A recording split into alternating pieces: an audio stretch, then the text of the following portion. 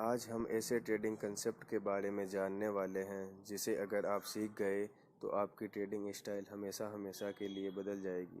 इस वीडियो में मैं आपको समझाऊंगा कि कैसे हाई टाइम फ्रेम से लेकर लोअर टाइम फ्रेम के चार्ट को एनालिसिस किया जा सकता है और आप अपनी ट्रेडिंग डिसीजन को बेहतर बना सकते हो। सबसे पहले समझते हैं कि मल्टी टाइम फ्रेम एनालिसिस होता क्या है।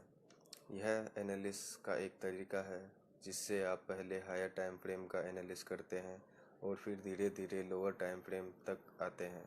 इस प्रोसेस में आपको 3 महत्वपूर्ण टाइम फ्रेम की ज़रूरत होती है।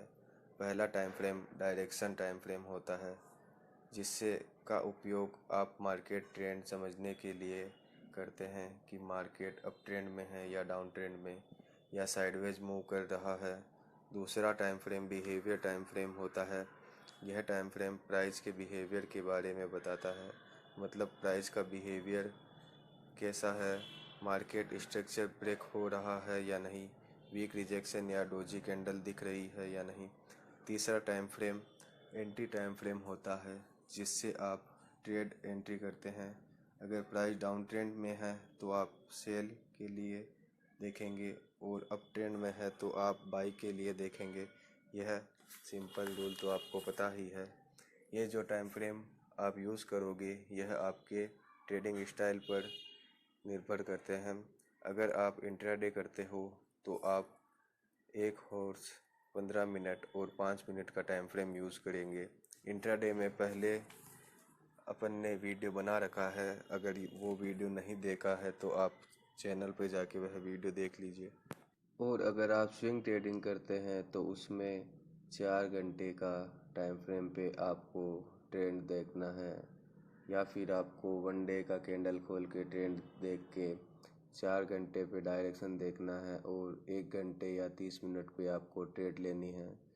अगर आप 1 वीक के लिए ट्रेड होल्ड करते हो तो यह टाइम फ्रेम एनालिसिस आपके लिए अच्छा है। और अगर आप स्केल्पर हो तो आपको 1 घंटे के अंदर डायरेक्शन देखना चाहिए, 15 मिनट के अंदर प्राइस का बिहेवियर देखना चाहिए और 3 मिनट या 1 मिनट के अंदर आपको एंट्री लेनी चाहिए। मेरा सजेशन तो यही है कि आपको 1 मिनट के अंदर एंट्री लेनी चाहिए और 15 मिनट के अंदर बिहेवियर और डायरेक्शन दोनों देखना चाहिए, जिससे आपको अच्छी ट्रेड मिल सकती है। आपको चार्ट पे रियल एग्जांपल भी बता देता हूँ जिससे आपको क्लियर हो जाए कि आपको किस डायरेक्शन में ट्रेड लेनी है, कौन सा टाइम फ्रेम यूज़ करके कौन सी ट्रेड लेनी है। जैसे यह निफ्टी का 1 हॉर्स का टाइम फ्रेम है और अपन को यहाँ पे डाउन ट्रेंड दिख रहा है। यहाँ पे 2-3 डोजी कैंडल बनी जिससे रिटेलर को ट्रैप किया गया। उनको ऐसा बताया गया कि अब यहाँ से रिवर्सल आ सकता है।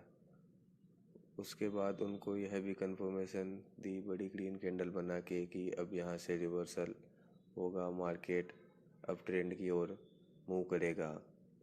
लेकिन यहाँ से अपन को 15 मिनट के टाइम फ्रेम में जाना है और देखना है कि ये बाय का ट्रेड हो सकता है या फिर फेक रिजेक्शन है, क्योंकि हेजिंग फंड वाले बड़े बड़े इंस्टीट्यूशन अपना ऑर्डर फिल करते हैं, रिटेलर को ट्रैप करते हैं और फिर मार्केट और गिरा देते हैं। क्योंकि अपन ने हाई टाइम फ्रेम पे देखा था कि मार्केट डाउन साइड की ओर ट्रेड कर रहा है, अभी मार्केट में डाउन ट्रेंड चल रहा है, तो अपन बाइंग के लिए कंफर्मेशन के साथ ही ट्रेड करेंगे।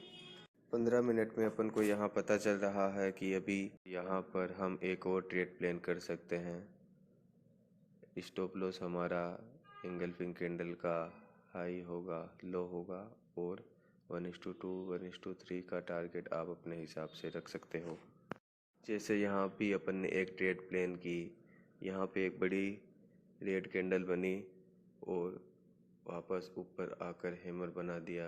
यह वीक रिजेक्शन का साइन देती है और यहाँ पर भी अपन बाय का ट्रेड ले सकते हैं। ये मैं आपको छोटे टाइम फ्रेम में जाके बताता हूँ कि यहाँ पर मैंने ट्रेड प्लान कैसे की। अगर आपको प्राइस एक्शन आती है तो आप ऐसी छोटे छोटे काउंटर ट्रेड लेके आराम से प्रॉफिट कर सकते हो। अब मैं आपको बताता हूँ कि हमने यहाँ पे कैसे ट्रेड ली थी।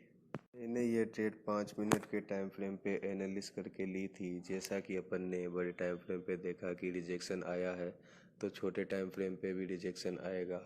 तो यहाँ पे 2-3 डोजी बनने के बाद में एक हैमर बनती हुई दिखी। तो आप यहाँ पर भी एक ट्रेड ले सकते हो और आराम से हैमर का लो स्टॉप लॉस रख के टारगेट अपने हिसाब से कर सकते हो। उसके बाद यहाँ पर फिर से रिजेक्शन कैंडल बनती हुई दिखी। जैसे अपन को यहाँ पे फिर से वापस 3 डोजी बनती हुई दिखी, क्योंकि अपन ने हायर टाइम फ्रेम पे क्या देखा था कि मार्केट डाउन ट्रेंड में चल रहा है।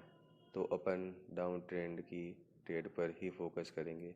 छोटी छोटी बाय की काउंटर ट्रेड लेंगे, लेकिन अपन का फोकस डाउन ट्रेंड में ही होगा। तो अपन यहाँ पे सेल का ट्रेड वापस प्लान कर सकते हैं और स्टॉप लॉस वही कैंडल का लो और यहाँ पर 1:2 1:3 अपने हिसाब से टारगेट रख सकते हो।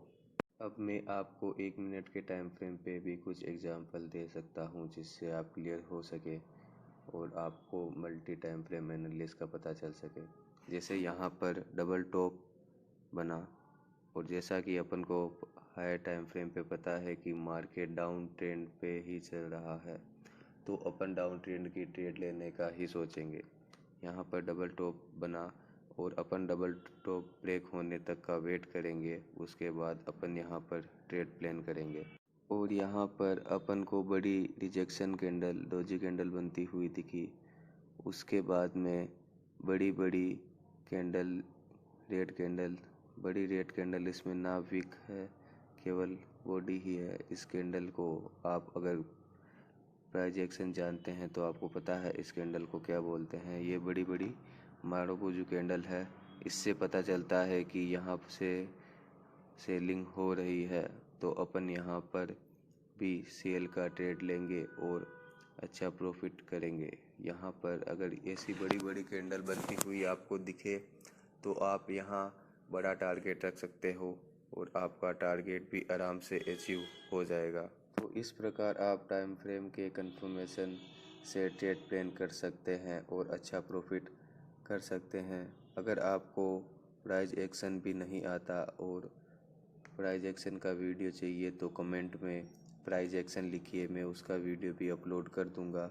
अगर यह वीडियो अच्छा लगा हो तो चैनल को सब्सक्राइब करें, वीडियो को लाइक करें और कमेंट में गुड टाइम फ्रेम एनालिसिस लिखें, जिससे मैं और भी वीडियो अपलोड करता रहूँगा।